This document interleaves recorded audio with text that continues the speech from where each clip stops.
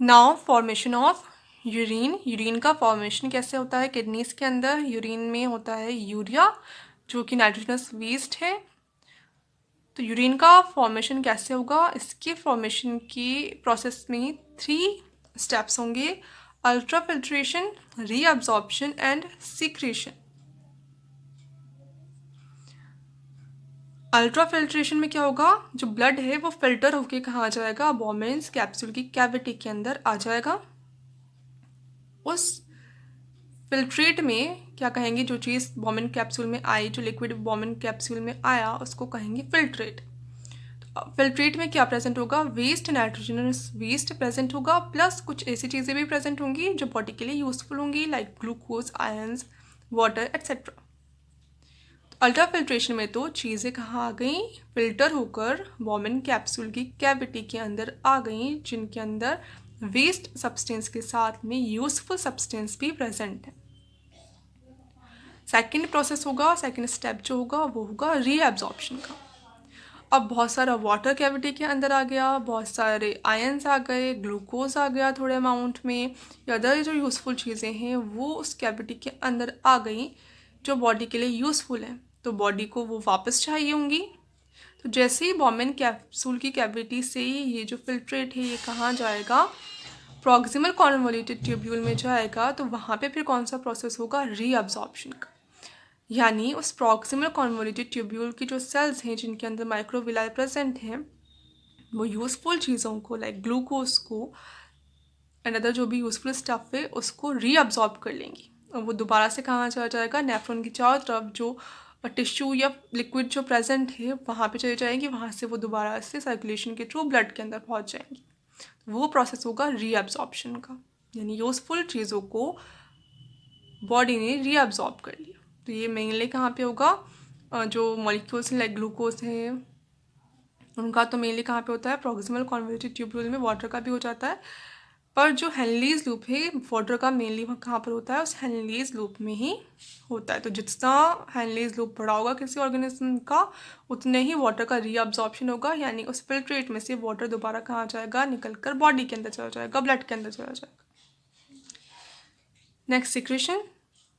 अब जो filtrate Bowman capsule में आया था, अब ज़रूरी नहीं है कि सारा ही ब्लड से वेस्ट छन कर उस फिल्ट्रेट में आ जाए। थोड़ा बहुत वेस्ट जो है वो अभी भी ब्लड में बचा रह जाता है।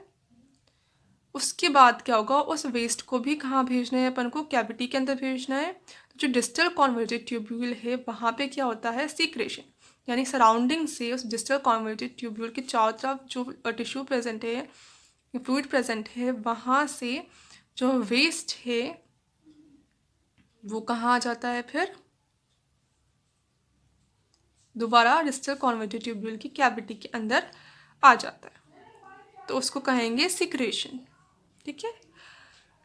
तो टोटल अगर प्रोसेस देखें एक्सक्रीशन का या यूरिन फॉर्मेशन का, तो उसमें 3 स्टेप्स को अपन किस इक्वेशन के थ्रू शो कर सकते हैं? तो एक्सक्रीशन किसकी इक्वल होगा, यानी कितना मटेरियल एक्सक्रीट होगा? तो फिल्ट्रेशन रेट जितनी है माइनस रीअब्जॉर्प्शन। जो फिल्ट्रेशन रेट है, जितना फिल्ट्रेट आया उसमें से थोड़ा तो रीअब्जॉर्ब हो गया तो उसको माइनस कर देंगे, प्लस थोड़ा दोबारा और सीक्रेट हो गया तो उसको प्लस कर देंगे। तो ये इक्वेशन बन जाएगी एक्सक्रीशन की। First ultra filtration. Ultra filtration first step है यूरिन फॉर्मेशन का। अब जो ग्लोमेरुलस होता है उसमें ब्लड का जो प्रेशर होता है वो बहुत ज़्यादा होता है। रीज़न क्या है इसका? जो एफरेंट आर्टेरियोल है वहाँ से आ रहा है ब्लड ग्लोमेरुलस में। ग्लोमेरुलस क्या है? कैपिलरी नेटवर्क है, छोटी छोटी ब्रांचेस में बढ़ जाती है ये आर्टेरियोल और कैपिलरी नेटवर्क बना लेती है। दोबारा निकलता है तब किस में निकलता है? ये इफरेंट आर्टेरियोल से। तो ये एफरेंट आर्टेरियोल, ये ग्लोमेरुलस, ये इफरेंट आर्टेरियोल। एफरेंट आर्टेरियोल जो होती है उसका जो डायमीटर है या व्यास है वो ज़्यादा होता है, वो चौड़ी होती है। और जो इफरेंट आर्टेरियोल निकली वो क्या होती है? कंपेरेटिवली सक्रिय होती है, यानी इसका डायमीटर कम होता है। तो जो ब्लड आएगा वो बहुत ज़्यादा अमाउंट में आएगा, और जा उतने अमाउंट में नहीं पाएगा, तो धीरे धीरे बाहर निकलेगा। इसकी वजह से यहाँ पे थोड़े टाइम के लिए वो रुक जाए। इससे ग्लोमेरुलस में ब्लड का प्रेशर जो है वो इंक्रीज हो जाता है। अब कोई भी सब्सटेंस है वो किस डायरेक्शन में मूव करता है? Higher to lower pressure.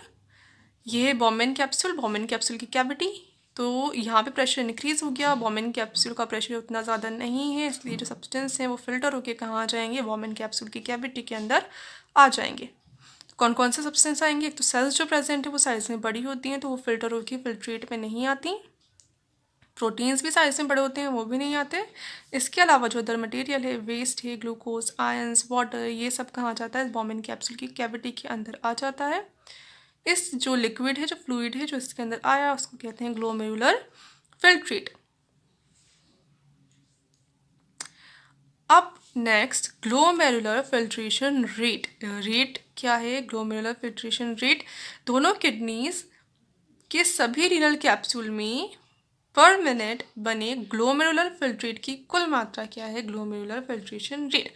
यानी दोनों किडनीज की सारी जो रीनल कैप्सूल है उसमें हर मिनट यानी 1 मिनट में कितना फिल्ट्रेट आया, कितना फिल्ट्रेट फिल्टर हुआ, होके पहुंच गया कैप्सूल की कैविटी के अंदर, उसको कहते हैं ग्लोमेरुलर फिल्ट्रेशन रेट। 1 मिनट में कितना फिल्ट्रेट बॉम्बिन कैप्सूल की कैविटी के अंदर आया, दोनों किडनीज की सभी रीनल कैप्सूल्स को मिला के, वो है ग्लोमेरुलर फिल्ट्रेशन रेट। कितनी होती है ये, अब एक हेल्दी ह्यूमन में 125 मिलीलीटर पर मिनट, यानी 1 मिनट में कितना फिल्ट्रेट बन जाता है, दोनों किडनीज में टोटल 125 ml फिल्ट्रेट बन जाता है। यानी अगर देखें अपन एक दिन में कितना बनेगा, तो एक दिन में 180 लीटर फिल्ट्रेट दोनों किडनीज में बन जाता है। अब ये सारे ही जो फिल्ट्रेट है ये एक्सक्रेट हो जाए तो ये तो बहुत ज़्यादा हो जाएगा 180 लीटर्स, इसलिए जो फिल्ट्रेट बना ये सारा का सारा एक्सक्रेट नहीं होता, इसका पार्ट जो है वो रीअब्जॉर्ब हो जाता है, बहुत सारा पार्ट, ह्यूज पार्ट इसका रीअब्जॉर्ब हो जाएगा दोबारा, और फिर इसका अमाउंट क्या हो जाएगा, बहुत कम हो जाएगा, कम अमाउंट में ही जो यूरिन है वो एक्सक्रेट होता है या फिल्ट्रेट जो है वो एक्सक्रेट होता है। अब जो ग्लोमेरुलर फिल्ट्रेशन रेट जो है किस पे डिपेंड करती है, नेट फिल्ट्रेशन प्रेशर पे, और इसकी समानुपाती होती है, यानी जैसे जितना नेट फिल्ट्रेशन प्रेशर ज़्यादा होगा उतनी ही ग्लोमेरुलर फिल्ट्रेशन रेट ज़्यादा होगी। अब नेट फिल्ट्रेशन प्रेशर ये किस पे डिपेंड करता है, ये डिपेंड करता है हाइड्रोस्टेटिक प्रेशर पे एंड ऑस्मोटिक प्रेशर पे। दो तरह के हाइड्रोस्टेटिक प्रेशर एंड एक ऑस्मोटिक प्रेशर, तो टोटल 3 टाइप्स की प्रेशर्स पे डिपेंड करता है नेट फिल्ट्रेशन प्रेशर, और नेट फिल्ट्रेशन प्रेशर पर डिपेंड करता है ग्लोमेरुलर फिल्ट्रेशन रेट।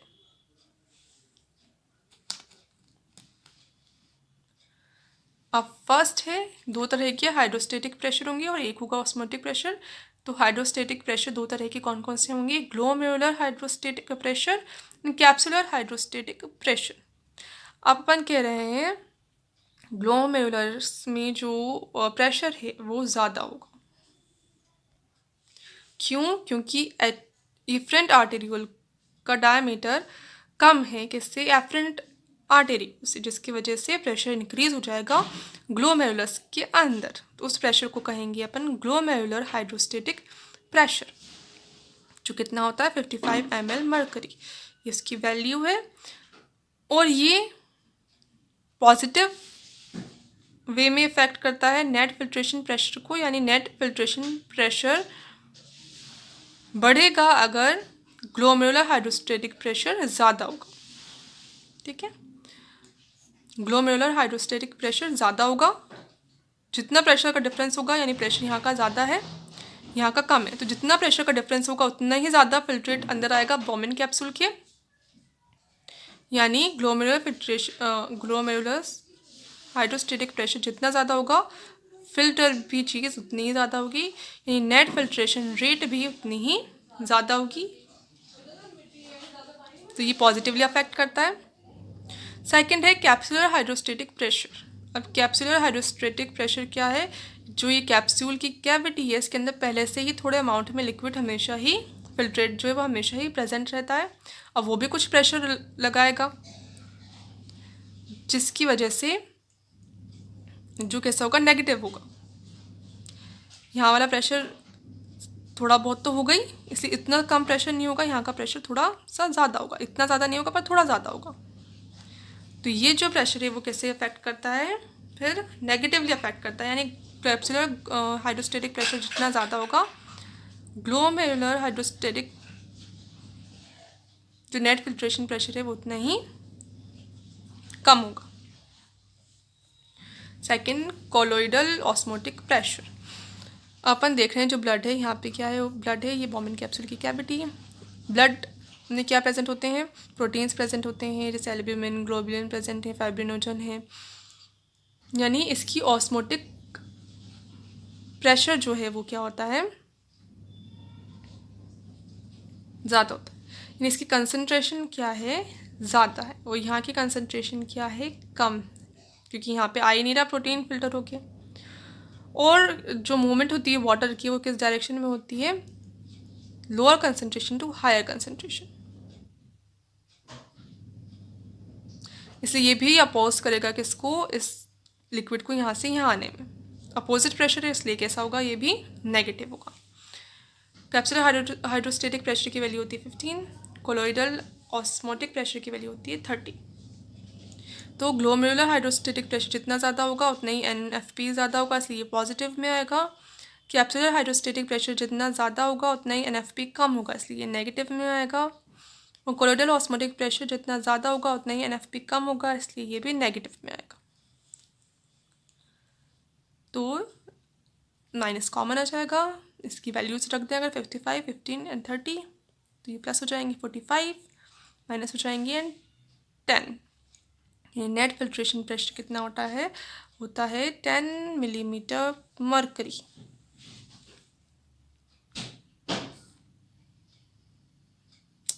इस प्रकार NFP का मान ये आ गया, इस रेट पर ही, इस प्रेशर के अकॉर्डिंग ही फिल्टर होगा।